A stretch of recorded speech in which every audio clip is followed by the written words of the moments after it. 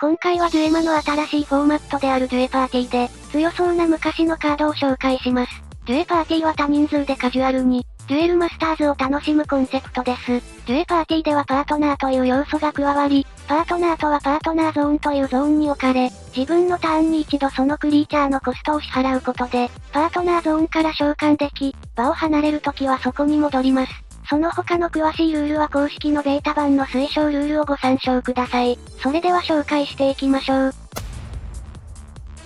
聖竜パーフェクトアースは5色のデッキで、最も頻繁に使われるであろうパートナーの候補の一つです。聖竜パーフェクトアースの効果は至ってシンプルで、自分のシールドすべてにシールドトリガーを与えるというものです。聖竜パーフェクトアースの強みは、5色で構築する置物の役割だけではなく、除去されても、すぐ出し直せる防御札として優秀だからです。その他の用途としてコンボデッキの基盤や、色拡張の用途として使われることもあります。真っ先に思いつくのは聖竜ブライゼでしょうか。5マナ貯めてパーフェクトアースを出せば次のターンには、黒神竜ブライゼナーガが飛んできて即座に重量級が場に並びます。その他にもガチロボをコンセプトにしたデッキであれば、ガチロボをパートナーにするよりも聖竜パーフェクトアースの方が、何十倍もデッキに入れるカードの選択肢が増えます。ただ聖竜パーフェクトアースをパートナーにすると、コンボデッキを疑われて他プレイヤーからのヘイトを集めやすいので一方的にボコボコにされることもしばしばです。シンラカリビアンムーンは水文明7マナの、ルナティックエンペラーでこの種族を持っているということは、当然究極進化持ちの進化クリーチャーです。効果が場に出た時と攻撃する時そして場を離れた時、相手の墓地にある呪文を1枚踏み倒せる能力になっており、通常環境でははっきり言って弱すぎます。しかしデュエパーティーでは比較的緩やかな、ゲーム進行になりやすく、ハイランダーという特性上、高コストでも自分を有利にできるカードが入りやすく、カジュアルなゲーム性ということもあり、高コストの呪文で気持ちよくなりたい人がいるので、相手依存ながらも形勢を逆転できる要素があるため、ワンチャン勝ちに行けるところが評価が高いです。究極進化って出しづらいのではと思う方もいますが、今では魂度で進化クリーチャーをクリーチャーのような感覚で出すことも可能ですし、進化元のいらない SMAX 進化もあるため召喚難易度は一昔と比べて格段に下がっています。殴っても場を離れても効果が発動するので、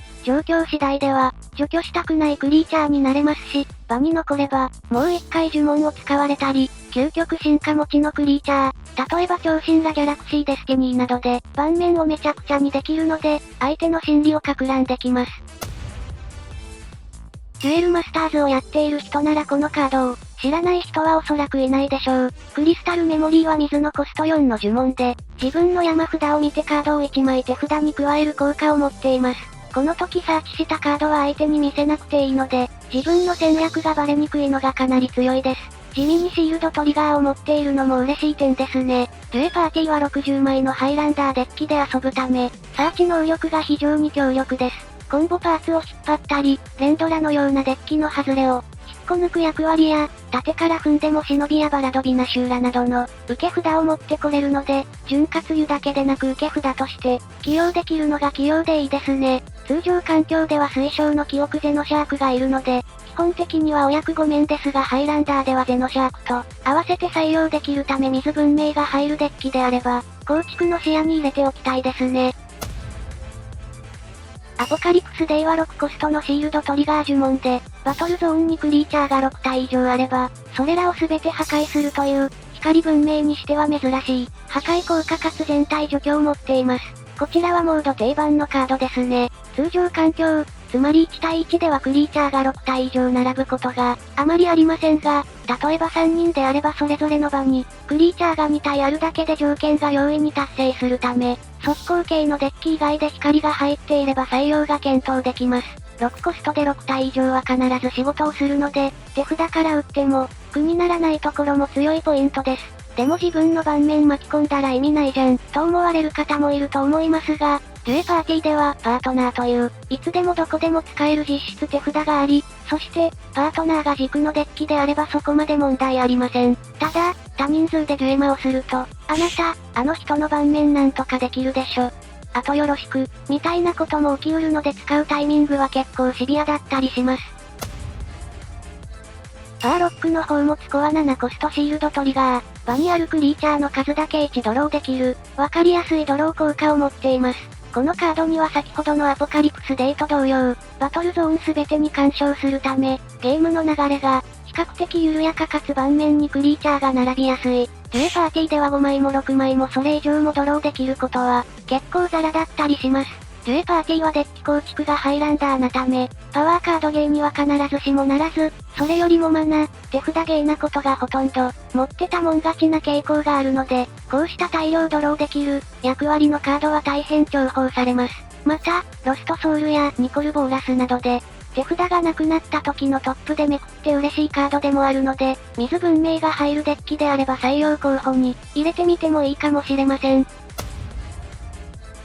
ハープーンランチャーは火の3コストの呪文で、相手が自身の前のターンでシールドを加えていた場合、相手のシールドを3枚選び、それ以外を全て持ち主の墓地に置く、という条件付きながらも強力なシールド焼却能力を持っています。デュエパーティーではこのような限定的な条件のカードでも、対戦相手が多いため条件が狙いやすくなります。また、デュエパーティーでは通常レギュレーションと違い、初期のシールドが6枚あるため、3枚残してそれ以外のシールドを焼却する枚数が多くなりやすいのもデュエパーティーでは強力な点です。そして最近ではギャラクシールドやエクストライフがあり、ザービクリカやライコーの聖騎士などはデュエパーティーでも採用されることは多そうですし、パクリオや魂と記憶の盾などでも条件が適用できるため決まれば爽快なこと間違いなしです。シールドプラスや白、裁きの紋章では条件は満たせないところは注意点ですね。バイオレンスヘブンはコスト10の闇の呪文で、ゴッド以外のクリーチャーを全て破壊する効果があり、リンクしているゴッドがあれば1体につき、コストを3軽減できます。このカードは効果だけ見ればアポカリプスデイのような役割を持っていますが、このカードが採用されるときは、ゴッドがパートナーの時が多そうです。というのもデュエパーティーではゴッドが主に2体神が、揃えやすい特性があります。パートナーの存在もそうですが、ゲーム進行が緩やかなのでクリメモやディメンジュゲートでのサーチでテンポが遅れることも少ないからです。なのでバイオレンスヘブンはゴッドデッキには 90% くらいは採用が考えられます。仮に次の自分のターンで7マナで唱える場合、神の裏技ゴッドボールを打っておけば、確実にリンクしているゴッドを場に残せるのでおすすめの戦法です。最近ではゴッドゲートで一気にリンク状態のゴッドを作れるので、それも相まって強力な1枚になっています。また、射程縫合王座デッドルナがあればおかわりもできるので、攻めの1枚としてもかなり機能します。必要マナは多いですが、インパクトアブソーバーは光のコスト5のクロスギアで、主に使う効果はこのカードがどのクリーチャーにも、クロスされていないとき、クリーチャーは攻撃1回につき、シールドを1枚しかブレイクできない、という効果です。デュエパーティーにおいてクロスギアや白といった通常レグでは、テンポの悪いカードも強力だったりします。モビルフォレストはコンボデッキでのコスト軽減の役割では重宝しますし、長射地矛上なんかはビートデッキの抑止力になります。話を戻して、このカードの主な目的はゲームの遅延です。雑に光入りのコントロールデッキに入れても十分機能しますし、ホワイトスワンをパートナーにして相手の山札を削りながら、シールドを増やし続けて戦うデッキや、どうしても月光王国のデッキを使いたい場合はかなり役に立ちます。クロスすればブレイク1枚制限がなくなるので攻め込むタイミングも自分で選べますし、クロスギアなので、除去されにくいのも強いポイントです。魂度の増加によるカード指定除去の増加は痛手ですが、類似のカードだと自分ブレイクするシールドの枚数は据え置きに、相手のブレイクするシールドは1枚に制限される。更新リューラルアブゾーバーはクリーチャーではありますが、2枚目としては十分機能するでしょう。最近ではブレイカー能力を無視する。終わりポンのスケは、究極の精霊マウリエルと組み合わせると、相手のブレイクするシールドが0枚になるため、耐久デッキでは凶悪な組み合わせと言えるでしょう。今回はデュエマの新しいフォーマットであるデュエパーティーで強そうな昔のカードについて紹介しました。デュエパーティーでは通常環境ではまず見ないカードも、輝く機会が多いので好きなテーマを使ったり、好きなパートナーを使ったりして遊んでみると楽しいです。デュエパーティーで使いたいカードがありましたら、ぜひコメント欄で教えてください。ここまでご視聴いただきありがとうございました。良ければチャンネル登録や高評価で応援よろしくお願いします。